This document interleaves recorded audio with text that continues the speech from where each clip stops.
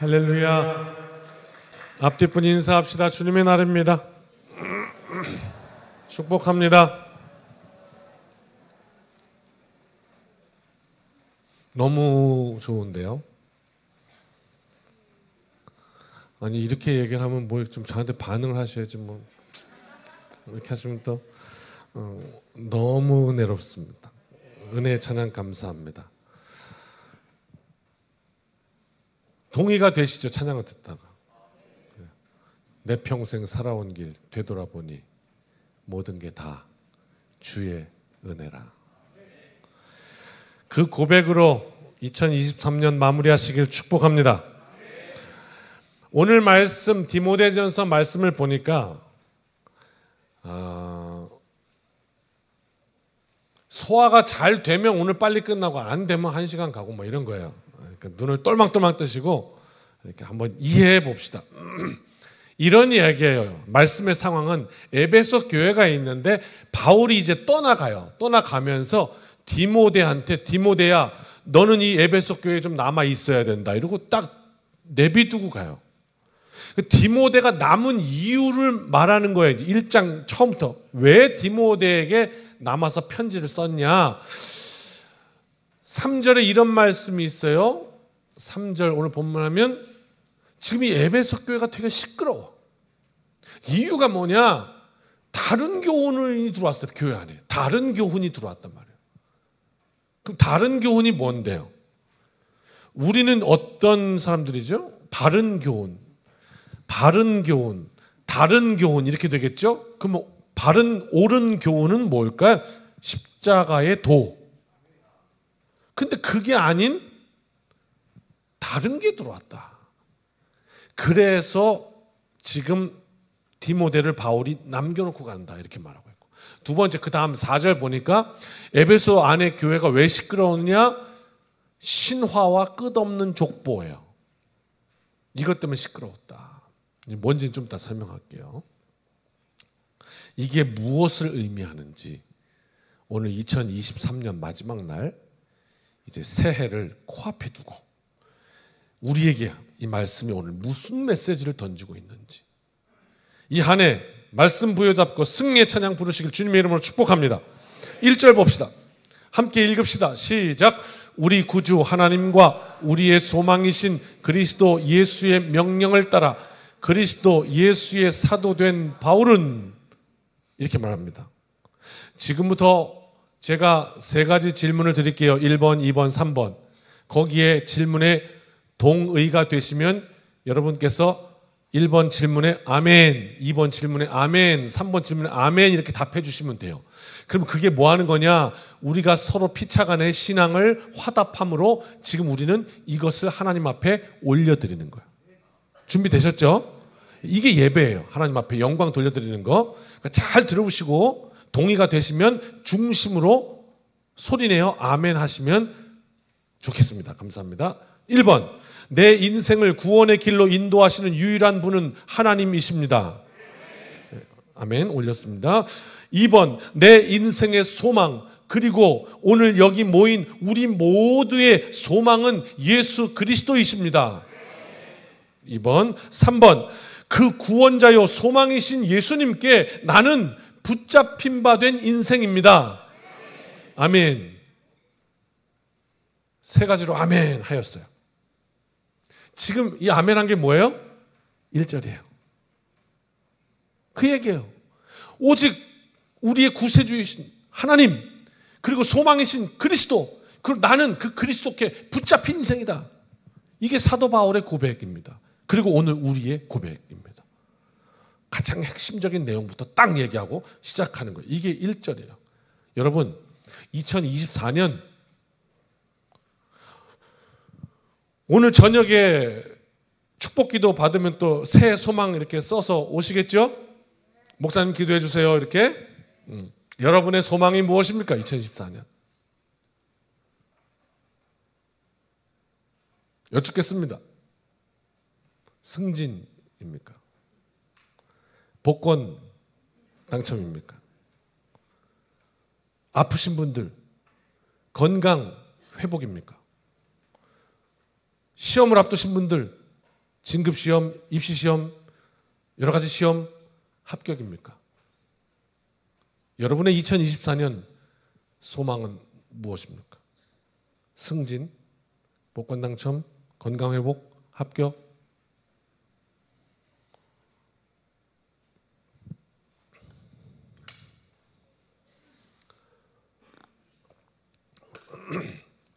그런데 이렇게 생각해 보고 싶어요.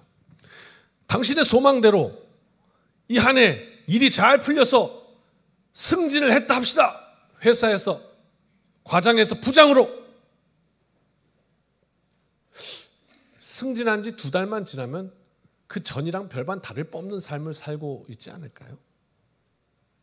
언제 승진했냐 싶게 말입니다. 소망대로 복권에 당첨됐다 합시다.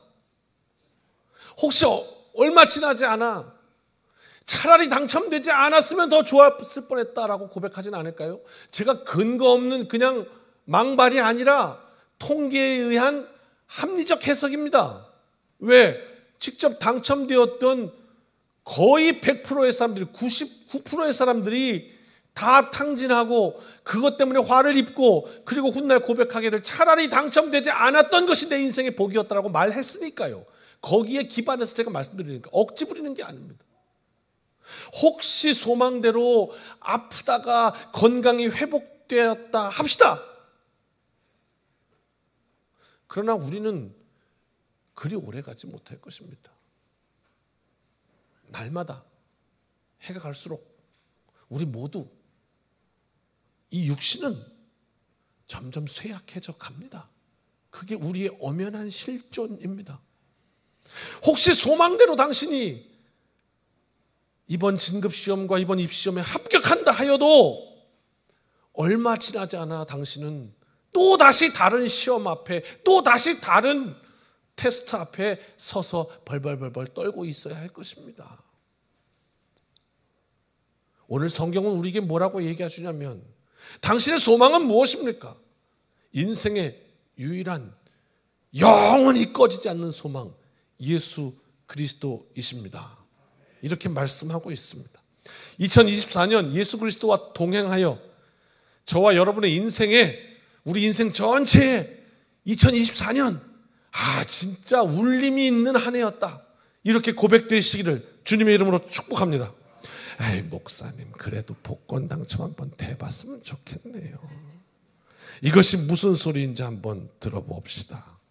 2절입니다. 같이 읽습니다. 시작.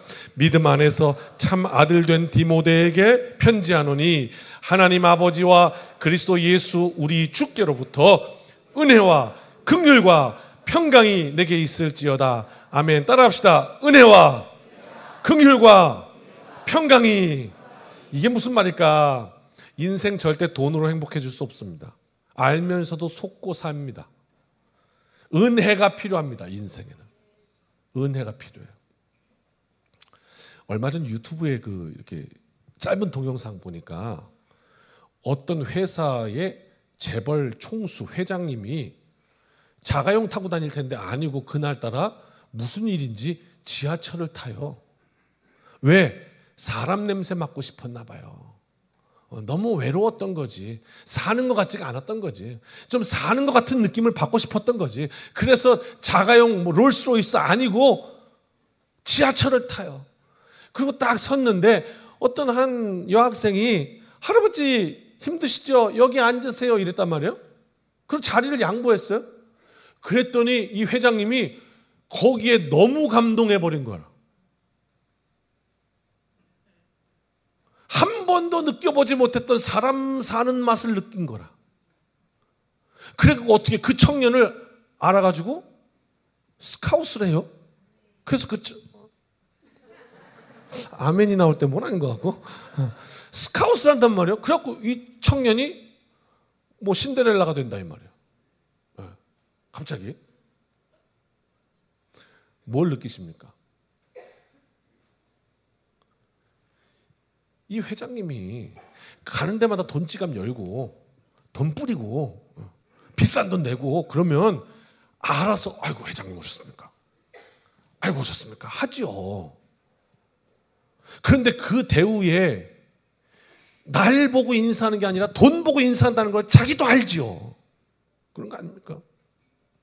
그럼 이 회장에게 뭐가 필요했던 거죠? 은혜가 필요했던 거죠. 지하철에 아무도 내가 회장이라는 걸 몰라. 그리고 탔어. 그런데 일반 우리가 보기에는 지하철 타서 아이 젊은 놈이, 죄송합니다 놈이라고 그래서, 어르신이 타시면 아이고 어르신 앉으십시오 하는 건 당연한 거지. 그게 뭐 인생에 그렇게 감동할 일이에요. 아니, 당연한 거지. 그런데 그 당연한 게 그렇게 더 그리웠다 이 말입니다. 인생은 은혜로 사는 거다. 은혜로 사는 거다. 우리가 몰라서 그렇지. 인생에요, 이 은혜의 샘이 마르면 그 인생 참 불쌍해지는 거예요. 불쌍하다고. 두 번째, 은혜가 있어야 되고, 두 번째 뭐죠? 긍휼이 있을지어다. 그래요, 긍휼이 있어야 돼요. 여러분 이런 생각 해보신 적이 있어요? 누구랑 한참 싸워, 지금 막 싸워. 그러다가 막 울음도 터졌어. 울기도 해. 막 속상해. 분노가 일어나. 막 그러다가 한참 힘을 다 소진한 다음에 힘 다 빠졌어. 너무 시커 싸워서. 그리고 터벅터벅 주저앉아서, 우리 어린이들은 아직 이런 경험은 없을 것 같기는 한데 어르신들은 있을 것 같기도 하고, 이런 경험이 어떤 경험? 에휴, 너도 불쌍하고 나도 불쌍하다. 이런 경험 안 해보셨나요? 한바탕 싸우고 나서 에휴, 너도 불쌍하고 나도 불쌍하다. 사실 우리는 다 긍휼이 필요한 사람들입니다. 우리 인생에 살아온, 내 평생 살아온 길 되돌아보니, 그 노래 참 잘 졌어. 왜? 한 번 듣고 내가 외우잖아요. 멜로디가. 내 평생 되돌아보니 주의 은혜라는 건 뭐예요?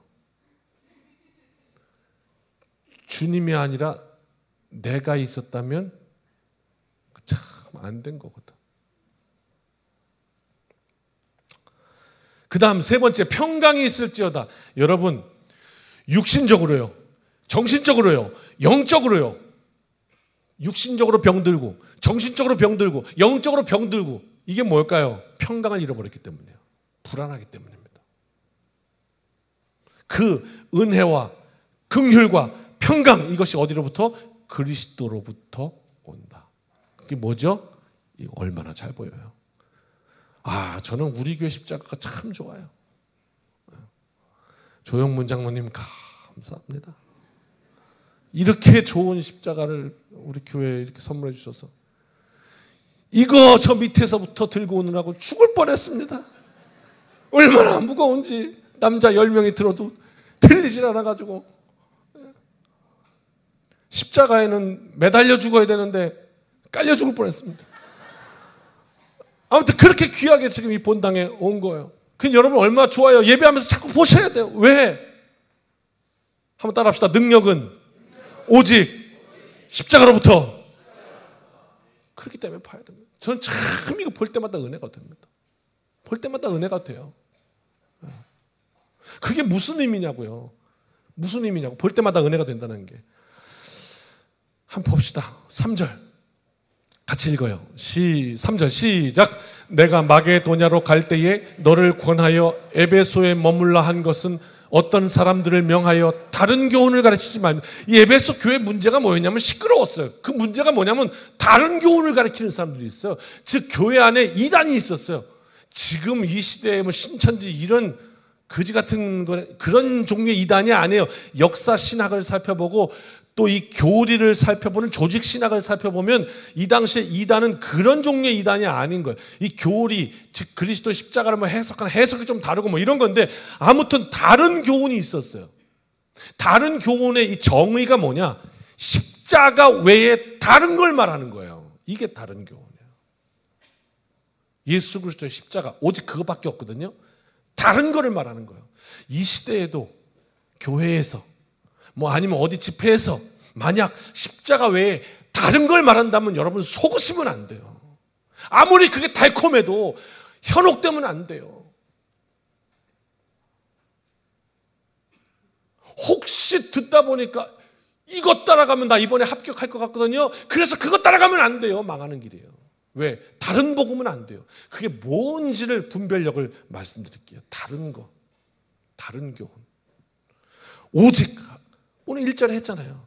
오직 하나님이 구원하시고 우리의 소망은 오직 예수 그리스도이시고, 그리고 내 인생은 그 예수 그리스도께서 부르심을 받아 사도된 바울은 나 그 하나님의 부르심에 붙잡혀 있는 내 인생이다. 이게 복음이에요. 주제처럼 살아나라. 살아있는 교회. 이 한 해 우리가 다 살아나고 말씀 안에서 부흥하고. 근데 문제는 뭐냐? 에베소 교회는 다른 교훈이에요.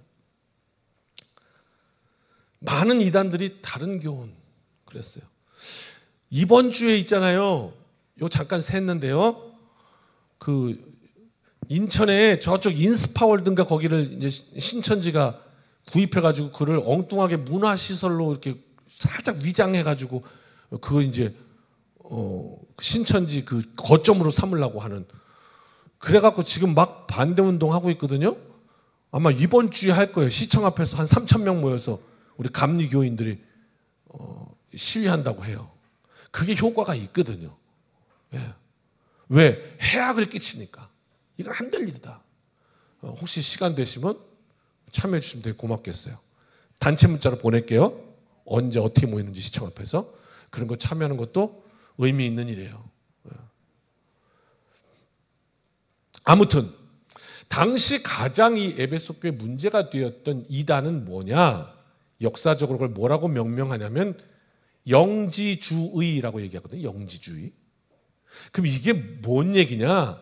영자는 우리가 영할 때 영자고요. 영혼육 할 때 영자고요. 그 다음에 지는 지식할 때 지자예요.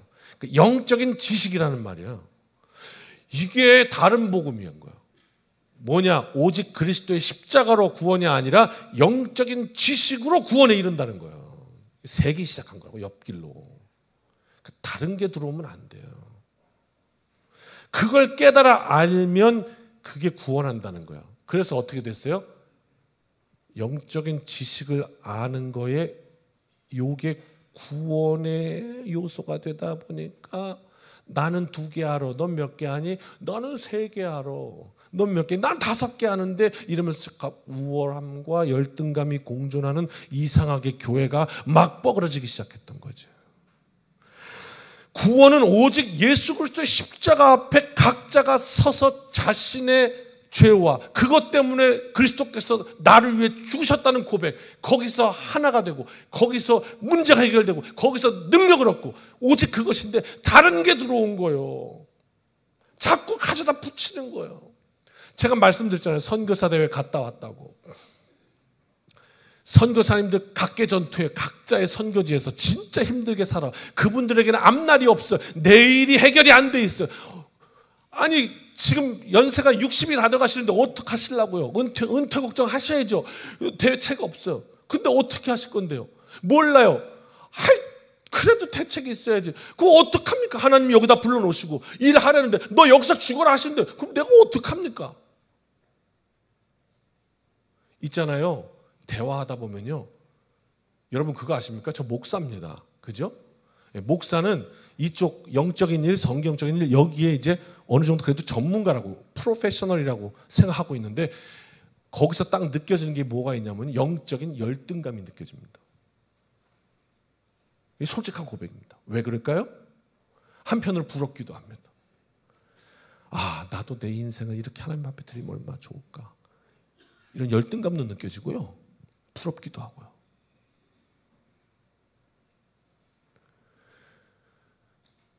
그 선교사님들이 어렵게 각계 전투하다가 거기 와서 어떻게 은혜 받고 가시는지 아십니까? 여러분 열등감의 반대말은 뭡니까? 우월감이잖아. 그럼 그분들은 우월감을 느낄만 하지 않습니까? 왜? 내가 내 인생을 통째로 하나님 앞에 이렇게 드렸는데 우월감이 느껴지지 않겠어요? 근데 우월감을 갖고는 십자가에 설 수 없거든요. 그분들 역시 십자가가 능력이에요. 그걸 확인하는 순간 저는 미치는 거예요. 왜? 십자가 앞에 딱 갔더니 여러 가지 하나님 내 선교지에서 나보다 더 못한 아이들 앞에서 교만 떨었던 거 하나님 참 부끄럽습니다. 이런 나를 위해서 당신이 돌아가셨단 말입니까? 그리고 십자가 붙들고 울어요. 하나님, 처음에 선교지 나올 때는 정말 불같은 마음으로 내 인생 불태우고 싶었는데 나와서 또 생활하다 보니 어느샌가 매너리즘에 빠져서 쳇바퀴 돌듯이 돌고 나태해지고 이 불충한 저 같은 인간을 위해서 그리스도께서 돌아가셨단 말입니까? 그리고 막 울어요. 그리고 십자가 붙들고 막 우는 거예요. 나 같은 인간을 위해서 하나님 돌아가셨냐고. 능력은 거기서 나오는 거예요. 능력은 우월감에서 나오는 게 아니에요. 내가 이 정도 잘난 인간인지 그거 확인했으니 그래, 이제 그 잘남으로 다시 내 선교지 가서 한번 해야겠다. 능력은 거기서 나오지 않더라고요.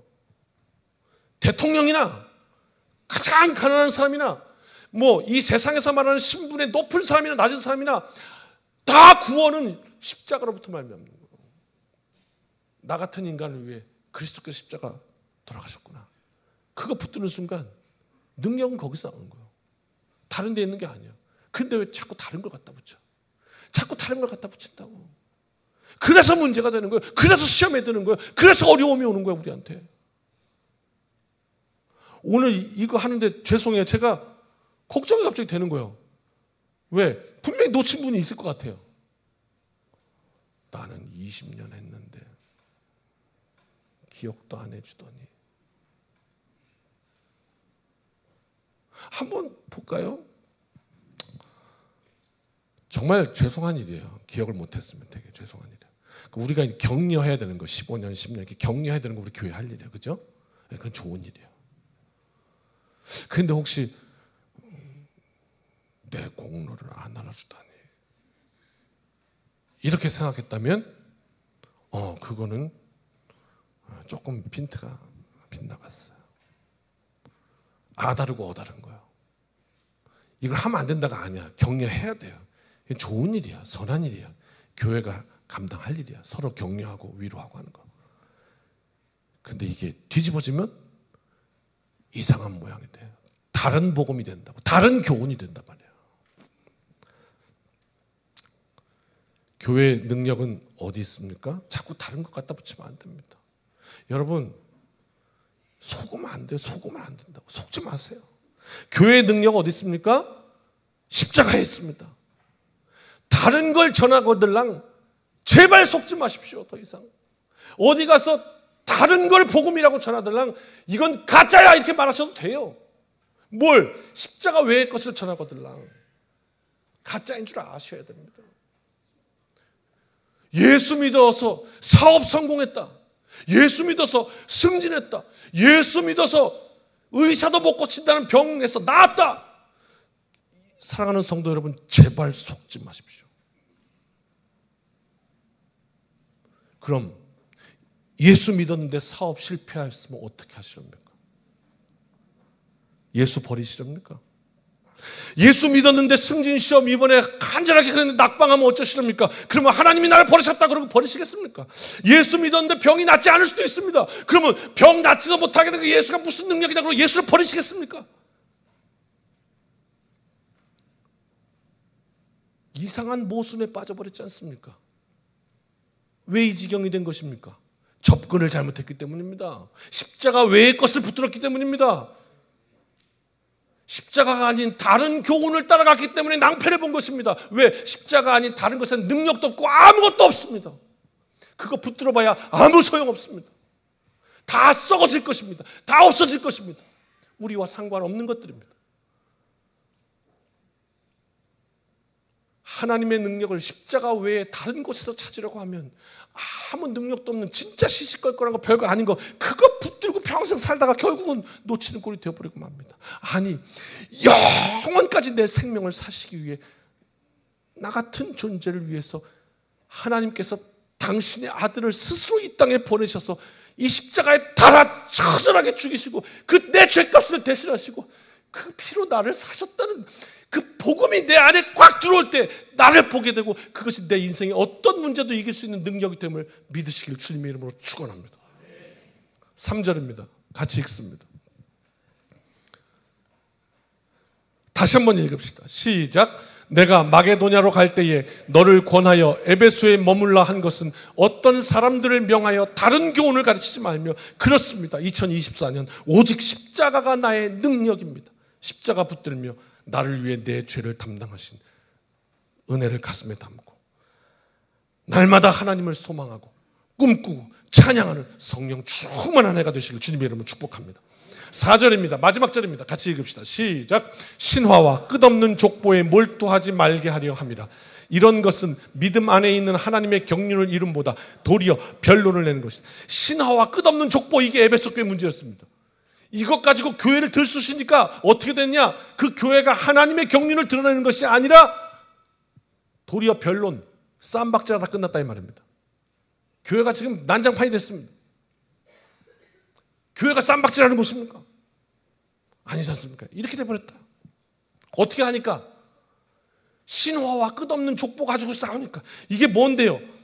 여러분 한번 봅시다. 에베소 교회의 가장 큰 문제, 이 신화와 끝없는 족보란 말은 뭐냐면 한마디로 하면 따라합시다. 율법주의 이거거든요. 즉 하나님의 뜻 앞세운 게 아니라 인간의 족보 자랑하고 있었다는 거예요. 나는 아브라함의 자손이야. 너는 이방이잖아. 너는 잘해야 집사. 장로는 아브라함의 자손들이 하는 거지. 그냥 쉽게 얘기한 거예요. 제가 이렇게 하니까 은혜는 없어. 교회 싸움박질만 넘쳐났다 이런 얘기를 하는 거예요. 무슨 얘기냐면요, 이 성경의 앞부분에 뭐가 있냐면 창세기, 출애굽기, 레위기, 민수기, 신명기 여기까지를 창출, 레민신 5권을 유대인들이 뭐라고 부르냐면 토라라고 불러요. 우리말로 해석하면 율법서예요. 이 5권의 책. 이 5권의 책은 뭘 다루고 있냐면 이스라엘의 하나님께서 출애굽하신 구원의 역사를 다루고 있고, 그 다음에 이스라엘 백성들이 어떻게 살아야 되는지 법전이 담겨 있어요. 그래서 이거를 법으로도 쓰고, 하여튼 지침이에요. 삶의 지침인 토라. 이거 하나님이 선물해 주신 거거든요. 그런데 있잖아요. 어떤 사람에 의해서 이 하나님의 말씀이 어떤 사람에 의해서 딱 가지고 의도를 가지고 전하는 거예요. 봐라, 성경이 이렇게 말했잖냐. 그리고 의도하는 바가 있어. 이번에 그러니까 뭐 해라. 이렇게. 내가 그걸 하기 위해서 말씀을 전해. 그러면 그 말씀이 뭐냐? 신화인 거예요. 바울이 얘기하는 신화는 이거예요. 하나님의 말씀이 아니라 신화. 읽기는 똑같아.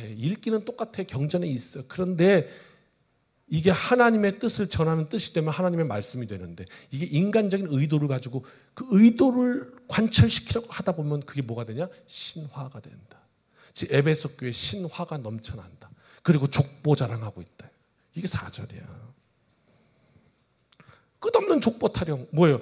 교회에서 하나님 자랑이 아니라 인간 자랑하고 있는 거죠. 바울의 권면은 이것입니다. 그래서 다 했습니다. 말씀 정리합니다. 믿음 안에서 그리스도의 은혜와 긍휼과 평강이 넘치는 교회. 첫째, 십자가 외에 다른 교훈을 붙들면 거긴 능력 없다. 속지 맙시다. 둘째, 십자가 외에 다른 목적 붙들면, 즉 신화와 끝없는 족보, 그 교회는 능력 없다. 그 인생에 능력 없다. 2024년 살아나라. 오직 십자가, 오직 그리스도, 오직 복음. 여러분, 저 좀 한번 보실래요? 저랑 눈 좀 맞으실까요? 앞사람 머리통 뒤에 춤추지 마시고. 이제 새해를 맞아야 되니까 그냥 어리버리 하다가 맞으면 안 돼요. 딱 결단하고 이번 2024년 정말 멋진 한 해가 될 것 같아요. 저는 그래요. 막 마음에 떨림을 주시고. 여러분, 그리스도인이라는 말 있잖아요. 저와 여러분은 그리스도인이잖아요. 그리스도인이라는 말은 그리스도의 사람이라는 뜻이잖아요. 그렇죠? 그러면 이 그리스도인, 크리스천이라는 것이 무엇을 의미하겠어요? 내 인생의 주인이 그리스도시란 말이잖아요. 그런데 그렇다면 그 말의 뜻은 내 인생의 어떤 무엇을 위해서 신앙하는 게 아니잖아요. 내 인생의 사업 성공을 위해서 신앙하는 게 아니잖아요. 내 인생의 어떤 승진을 위해서 신앙하는 게 아니잖아요. 내 인생의 내 가족들의 안위를 위해서 신앙하는 게 아니잖아요. 내 건강 회복을 위해서 신앙하는 게 아니잖아요. 그건 그리스도인이란 말이 성립되지 않잖아요. 그건 내가 주인인 거잖아요. 내가 주인이고 그리스도를 액세서리처럼 낀 거죠. 이거 끼면 효험이 있다고 하니까. 그건 내가 주인인 거죠. 그리스도께서 주인이시란 말은 그리스도께서 주인이시고 그리스도를 위해서, 그리스도의 무엇을 위해서 내가 존재하는 거죠. 그렇다면 우리의 모든 삶의 선택은 그리스도로부터, 그리고 그 인생은 많은 풍파를 만날지라도 언제나 하나님, 나를 위해서 십자가에 달리신 하나님, 그리고 십자가를 바라볼 때마다 그 능력은 세상을 이기고도 남습니다. 이 한 해 놀라운 하나님의 일하심이 내 삶 속에 구석구석 새겨지는 복된 인생 되시기를 주님의 이름으로 축원합니다. 아멘 세 번만 하실까요? 십자가의 능력으로 살아나라. 오직 복음으로 살아나라. 주의 은혜로 살아나라. 아멘. 찬송 부르고 기도하겠습니다.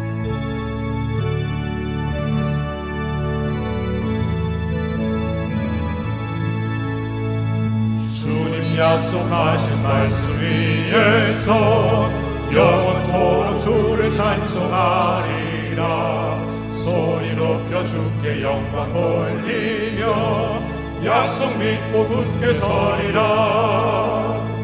굳게 서리. 영원하신 말씀 위에 굳게 서리. 굳게 서리.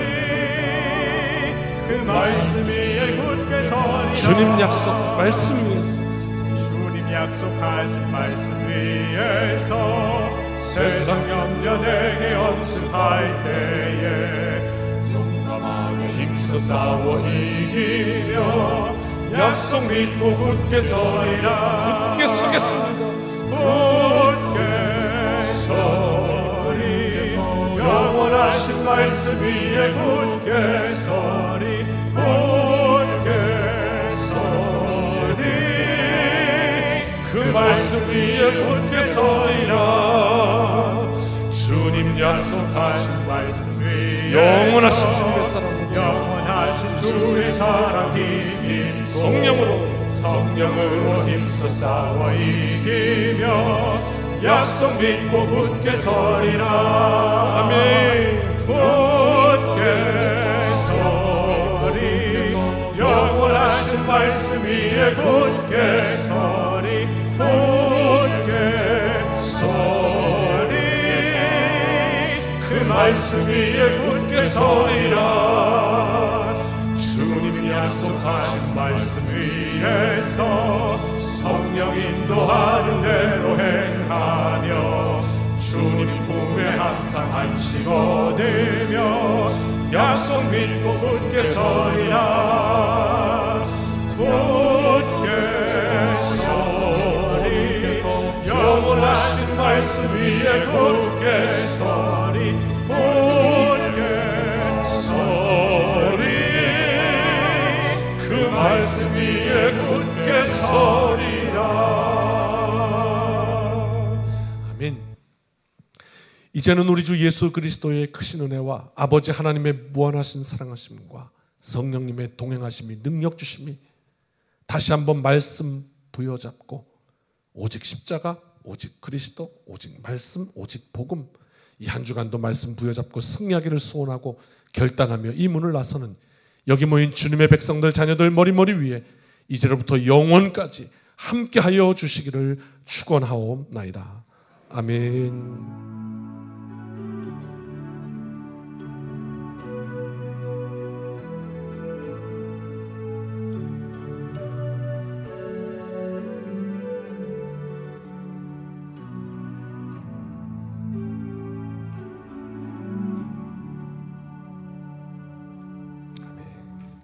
사랑하는 성도 여러분, 이 한 주간도 주님의 은혜로 승리합시다. 아멘.